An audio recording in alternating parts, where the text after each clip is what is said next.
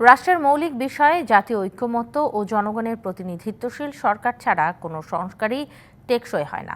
রাজনৈতিক দলের সাথে আলোচনার মাধ্যমে জাতীয় ঐক্য গড়ার তাগিদ বিএনপির। দলটির নেতারা বলছেন, রূপকল্প 2030 ও 31 দফার মধ্য দিয়ে রাষ্ট্রীয় সংস্কারের প্রস্তাব তারাই প্রথম দেন। প্রাথমিকভাবে 6টি কমিশন গঠন করার সিদ্ধান্ত নিয়েছে। রাষ্ট্র সংস্কারে প্রধান উপদেষ্টার 6টি কমিশন গঠনের এই উদ্যোগকে স্বাগত জানিয়েছে বিএনপি। আমরা ভিশন 2030-তে প্রায় 6-7 বছর আগে সংস্কারের অনেকগুলো কথা বলেছি। যে কোনো সংস্কার হোক, সেটা কোনো সমস্যা নেই। সংস্কারের পক্ষে তো আমরা অনেক আগে থেকে, এটা তো আমাদের পক্ষে নতুন কোনো অবস্থান না। এবং আমাদের সংস্কারের মাধ্যমে নতুন বাংলাদেশ গড়ার স্বপ্ন এবং জাতীয় সরকার গঠনের কথা আমরা আগেই বলেছি। জাতীয় সরকার মানে একটা জাতীয় ঐক্যের সরকার।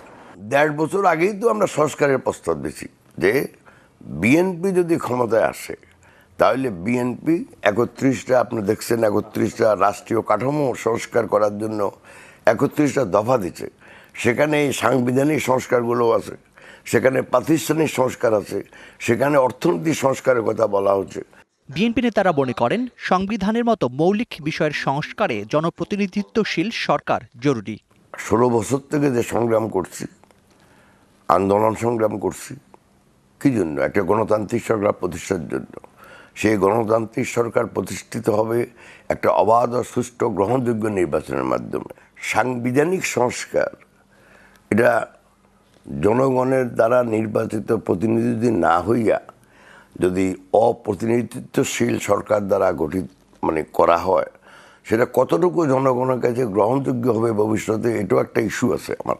অবশ্যই জনগণের সরকার তো দরকার। এমনিতেও সংস্কার হয়ে গেলো, পরবর্তীতে পার্লামেন্টে তো আমাদেরকে এগুলো তো রেটিফাই একটা পর্যায়ে করতে হবে। সেটা তো একটা বিষয় হচ্ছে, ঐক্যমত যেখানে হয়ে যাবে সেখানে সমস্যা নেই।